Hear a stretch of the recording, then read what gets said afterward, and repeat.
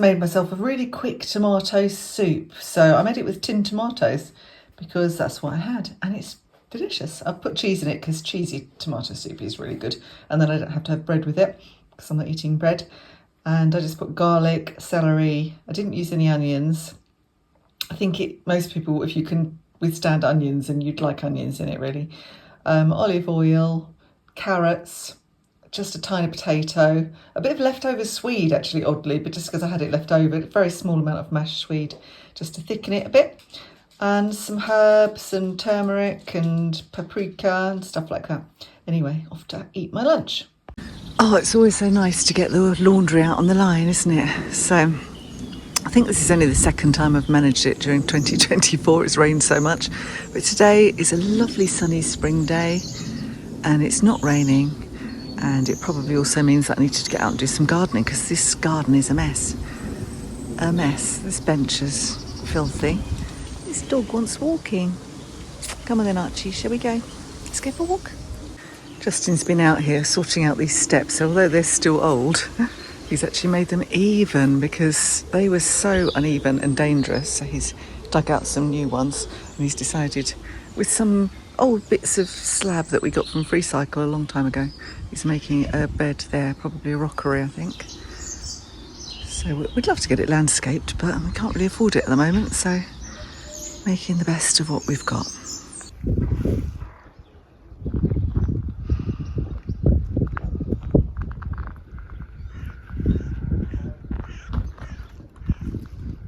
Oh, Archie, don't drink that. Come on, let's go.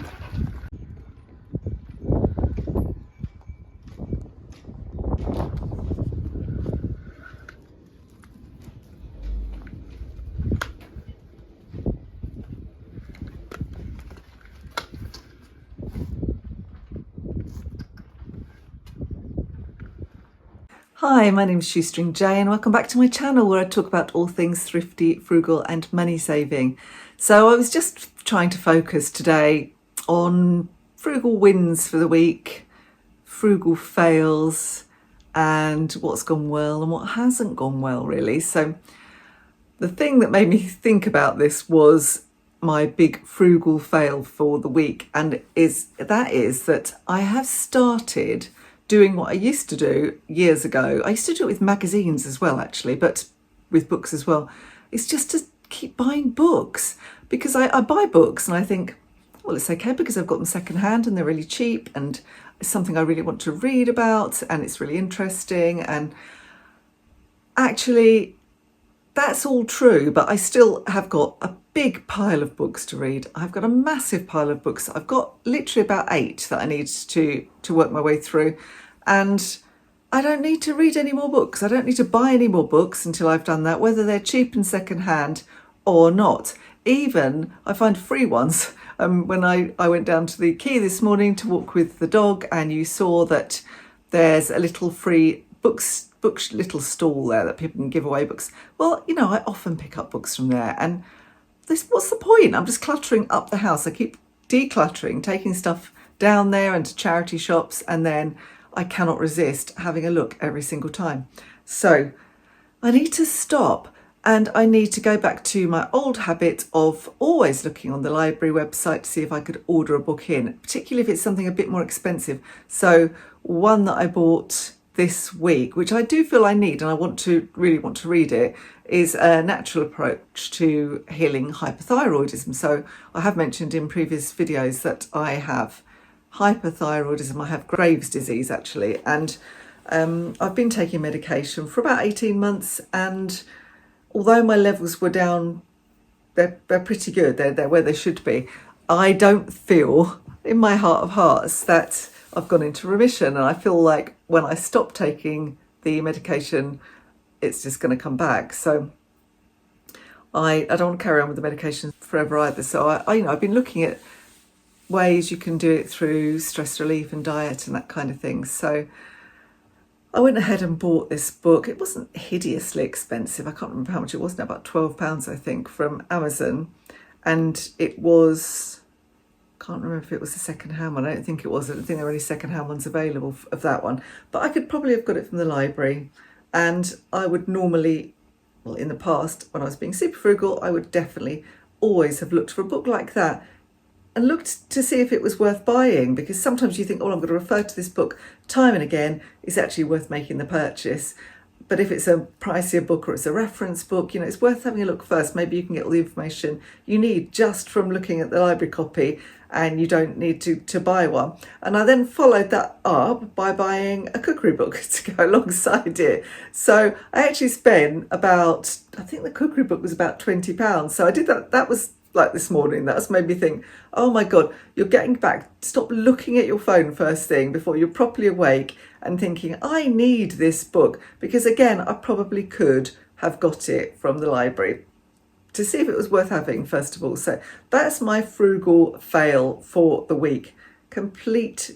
Well, I wouldn't say it's a complete waste of money. It's not necessarily a waste of money. It may be that I will get really good value out of both of those books. And certainly the one I've got already, it's just fantastic. I'm reading it, finding it very, very interesting. So I'm sure it's not going to be a frugal fail in the end. But I didn't know that before I bought it. So, I need to stop buying books. There's only so many books you can read in one go. I'm not a particularly speedy reader. I don't need loads and loads of books. And I find, particularly with fiction, I'm reading more than one fiction at the same time, and it gets really confusing. And you start to think, hang on, who's this character? Oh, and you get your novels mixed up. So, that needs to stop. So that's my frugal fail. But I've had some frugal wins. You saw, I've just shown you that I managed to get the washing out today. It was a beautiful morning. It was dry all day. It is only actually about 3:30 now, but the washing's dry. So apart from two things that I've just stuck in the airing cupboard to finish off,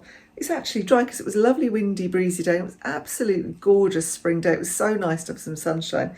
I always do that. I must admit, nice day, got some washing, or if I see a nice day, I'll put some washing on and get it outside. I don't possess a tumble dryer. I never intend to buy a tumble dryer. I have owned things like heated areas in the past.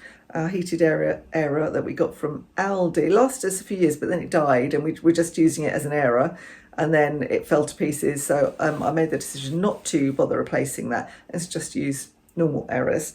So, and they've been fine, they've been all right. So, but I appreciate that some people, if you've got very little space in your home, and maybe you've got a lot of people to wash for, then, maybe a heated area would be a better option for you. Or maybe even you would have to use your tumble dryer. I've never had one though, I have to say. Even when the girls were at home and I had the kids here, I always used an air, and it saves quite a lot of money.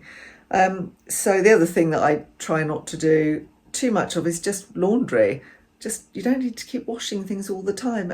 Lots of things I walk every day, but I don't do a manual job. I don't get sweaty and hot. I can wear my things several times before I need to put them in the washing machine. I'm not talking underwear, that needs to go in the washing machine every day, but it needs to go in the wash basket every day, not in the washing machine. But I don't do loads and loads and loads of laundry, so that saves money as well. So that's like the only lot of laundry I've done this week.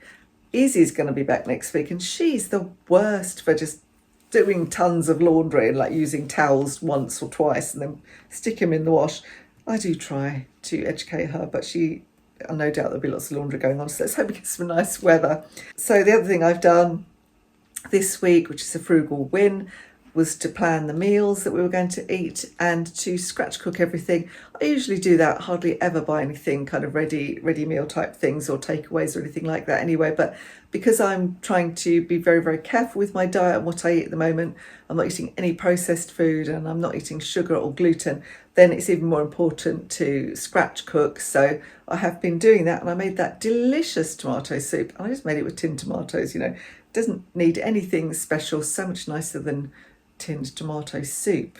And the other thing I've managed to do, and it hasn't even been a week, is keep out the charity shops. I mentioned in my last video that I have been spending a lot of money in charity shops because it is for business related purposes. I am trying to build up my eBay shop, and I've successfully done that. It's actually going quite well now, but I still need to stop somewhere. You can spend too much. My budget is not endless when it comes to buying stock. So I need to stop now until the boot sales start. So I'm not going to do any more charity shopping for the next 2 weeks. So it's it's not even been quite a week yet, but I haven't been in the charity shops because I inevitably do buy things for myself as well. Is the other thing. I did buy this top, which I'm quite pleased with this top actually, because today was the ideal day for it. I did say I bought this because I was looking for slightly lighter weight jumpers, sweatshirts type of thing for the better weather, which I was hoping was going to come. And today we had the better weather and I could wear this hoodie. So I was really pleased with it. It was a £5 and it was originally from